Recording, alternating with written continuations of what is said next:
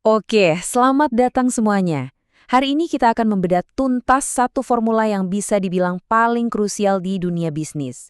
Mungkin kedengarannya serem ya, tapi tenang, saya janji kita akan bikin ini jadi simple dan gampang banget dimengerti. Pernah kepikiran gak sih gimana caranya sebuah perusahaan, mau itu warung kopi kecil sampai perusahaan raksasa, bisa tahu nilai asli mereka itu seberapa besar? Nah, ternyata jawabannya ada di dalam satu rumus yang super sederhana, tapi dampaknya luar biasa. Ini dia agenda kita hari ini. Kita mulai dari dasar, yaitu apa itu bahasa bisnis. Terus kita masuk ke jantungnya, si persamaan fundamental. Kita akan kulik satu-satu isinya, lihat contoh langsung dari kasus si Jojon, dan yang paling penting, kita bakal paham kenapa ini semua relevan banget. Gini deh, untuk bisa benar-benar ngobrol soal bisnis, kita harus paham bahasanya. Dan bahasa universal yang dipakai di seluruh dunia untuk ngomongin bisnis, itu ya akuntansi. Nah, kalau kita lihat di buku, definisinya ya kayak gini, proses sistematis dan seterusnya. Kedengarannya agak kaku dan formal ya. Yuk kita terjemahin ke bahasa yang lebih manusiawi. Intinya tuh gini, semua yang terjadi di dalam bisnis, mulai dari beli pulpen untuk kantor, sampai bangun pabrik baru, itu semua harus diterjemahkan. Diterjemahkan jadi apa? Jadi informasi keuangan yang bisa kita baca dan kita pahami ceritanya. Bayangin aja, ini kayak mesin penerjemah super canggih. Bahan bakunya atau inputnya adalah semua transaksi bisnis yang terjadi. Terus, mesin ini akan memprosesnya lewat pencatatan. Dan hasilnya? Outputnya adalah informasi keuangan yang jelas yang bisa ngasih kita cerita utuh soal kondisi perusahaan. Oke, kalau akuntansi itu adalah bahasanya, maka persamaan yang mau kita bahas ini adalah aturan main utamanya. Sebut saja ini grammarnya. Satu-satunya aturan emas yang sama sekali nggak boleh dilanggar. Dan ini dia bintang utamanya. Aset sama dengan liabilitas ditambah ekuitas. Coba deh bayangin sebuah timbangan jadul. Di sisi kiri kita taruh semua aset perusahaan.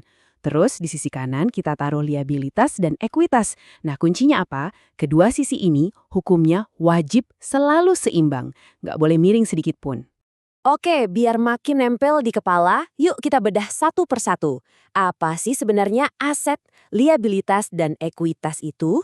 Aset itu gampangnya semua harta karun yang dimiliki perusahaan. Ini adalah senjata yang dipakai untuk menghasilkan uang. Bisa berupa uang tunai, gedung, mesin, bahkan merek dagang. Pokoknya semua yang punya nilai dan bisa bantu bisnis buat jalan dan berkembang. Kalau liabilitas, ini kebalikannya. Ini adalah utang-utang perusahaan.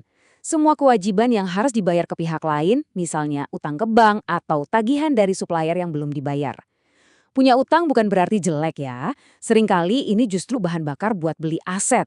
Tapi ini artinya ada pihak lain yang punya klaim atas harta karun kita tadi.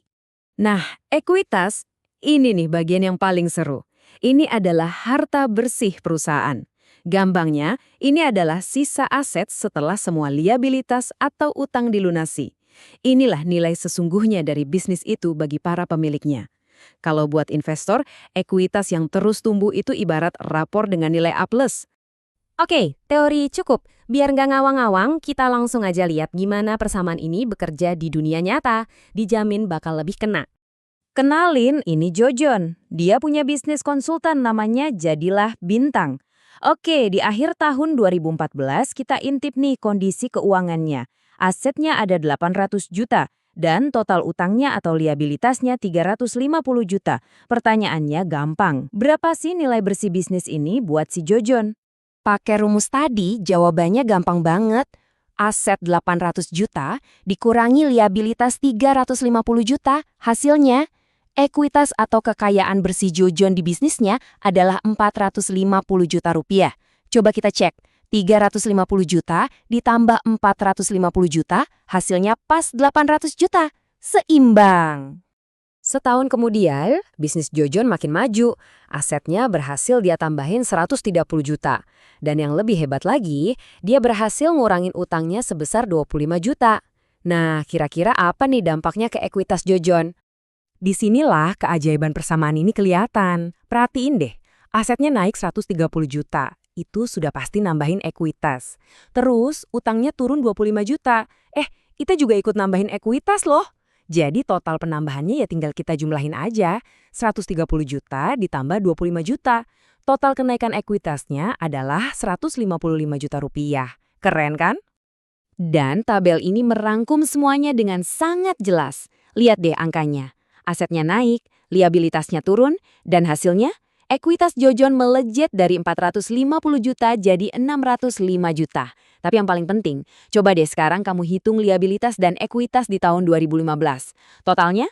Tepat, 930 juta rupiah. Sama persis dengan nilai asetnya. Selalu seimbang. Itulah kuncinya. Jadi, kenapa sih kita repot-repot bahas rumus yang kelihatannya simpel ini? Soalnya, ini tuh bukan sekedar soal hitung-hitungan. Ini adalah fondasi dari cara kita melihat kesehatan sebuah bisnis dan mengambil keputusan-keputusan penting. Pada dasarnya, persamaan ini tuh kayak hasil kali medical check-up instan buat perusahaan. Inilah dasar dari laporan keuangan yang namanya neraca. Bagi bank, ini yang menentuin kamu layak dapat pinjaman atau enggak. Bagi investor, melihat ekuitas tumbuh itu udah kayak lampu hijau. Dan bagi pengelola bisnis, ini adalah kompas untuk memastikan setiap langkah tercatat dengan benar dan semuanya tetap seimbang. Jadi lain kali, Anda lihat laporan keuangan, entah itu perusahaan tempat Anda bekerja, atau perusahaan idaman Anda di bursa saham, coba ingat lagi persamaan ini. Karena di balik angka-angka itu selalu ada cerita. Cerita tentang apa yang mereka punya, apa yang mereka utang, dan pada akhirnya berapa nilai sejati yang sedang mereka bangun. Nah, cerita apa yang mau Anda bongkar sekarang?